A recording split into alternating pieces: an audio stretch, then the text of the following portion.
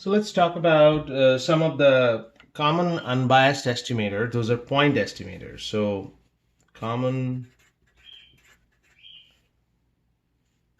unbiased point estimators.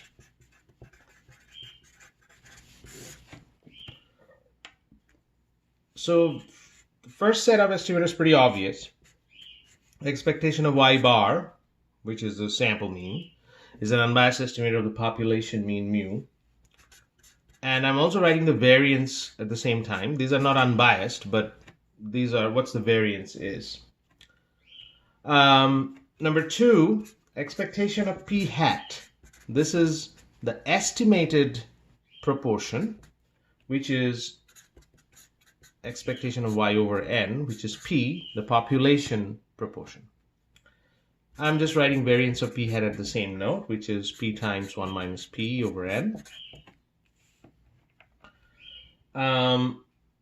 Similarly, if I take the subtraction of two means, that'll be mu1 minus mu2. The variance, this is important to note when we are taking the variance of y bar 1 and y bar 2, it's actually adding those variances up. So that's the variance of y bar 1 plus variance of y bar 2, which is sigma 1 square over n1 plus sigma 2 square over n2.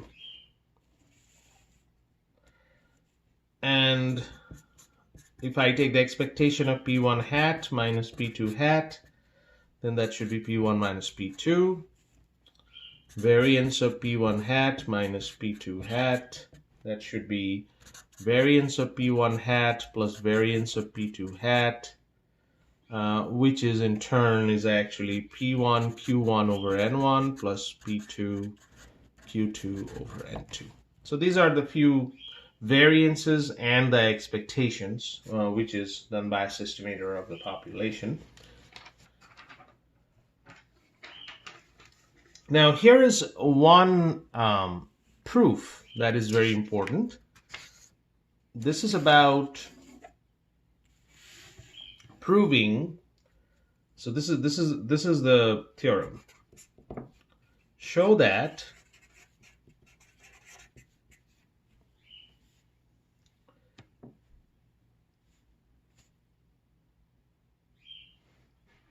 S square is an unbiased estimator of sigma square.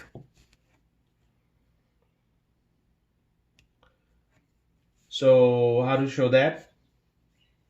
What is S square, by the way? S square is 1 over n minus 1, sum of yi minus y bar square, I equal to 1 to n. This is what we call S square. Okay, so I have to show this. So essentially what we need to show here is that expectation of S square, so this translates to expectation of S square equal to sigma square. Is that true? We need to prove this. Question is how to prove this. Well, let's try with sum of yi minus y bar squared. What is this translates to? This translates to sum of yi squared minus 1 over n sum of yi whole square, which is sum of yi squared minus n y bar square. This is what it is. So if I take the expectation of this quantity, sum of yi minus y bar square, that is same as taking the expectation of sum of yi square minus n is a constant, can go outside the expectation of y bar square, which is sum of expectation of yi square, and I keep the second term as it is. Now here is something that we need to see here. One thing is, what is variance of yi? So this is a calculation that will help us to write the next step here. What is variance of yi? That is expectation of yi square minus expectation of yi whole square, which is, if this is sigma square, so variance of yi, I can write that as sigma square equal to expectation of yi square minus, this is mu square.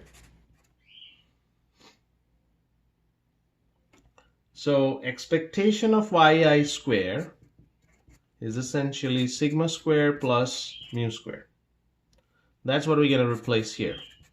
So this is sigma square plus mu square. And what is this? Expectation of y bar square. So I'm going to write here so that I can replace this. So this is another part of it. Variance of y bar is expectation of y bar square minus expectation of y bar whole square. That's the definition. What is variance of y bar? Sigma square over n. And expectation of y bar square, I'll keep it like that. And this term is mu square. So expectation of y bar square is actually sigma square over n plus mu square. This is what it is. So now I can replace that here. So that will be minus n times sigma square over n plus mu square. So this is the expression. I'm writing the next page. Pretty much I'm copying this, what I have here. So that's equal to n times sigma square plus mu square minus, so this summation sign is giving you the n here. And also if I multiply through this one, that will be minus sigma square minus n mu square. Okay? All right. So if I cancel a few terms, so then n sigma square plus n mu square minus sigma square minus n mu square, and this cancels. So n minus 1 times sigma square. So what we get here? We get that expectation of sum of yi minus y bar square is equal to n minus 1 times sigma square. So if I take the n minus 1 inside the expectation, it will be 1 over n minus 1, sum of yi minus y bar square equal to sigma square. What is this by definition? This is s square. So that proves that s square is an unbiased estimator of sigma square. Now what if I divide this by n? So I'm defining s prime square. So this is a note. This is the proof, but this is the note. If I divide that by n, what's going to happen? So s prime square is 1 over n, this term. And I can write this. So I'm taking the expectation of s prime square now, which is expectation of this term.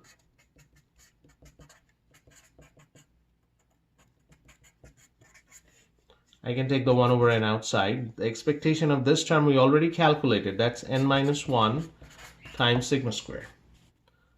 So the whole expression is 1 minus 1 over n sigma square, which is not equal to sigma square, meaning that s prime square is a biased estimator of sigma square. S prime square is a biased estimator of sigma square, but when n tends to infinity, that's what we call a large sample, there is no difference between these two. When n tends to infinity, s prime square is s prime's expectation of s prime square is equal to, actually goes to sigma square when n tends to infinity, because this term is 0. So under the condition that n tends to infinity, this is unbiased, s prime square. And s square is always unbiased for sigma square.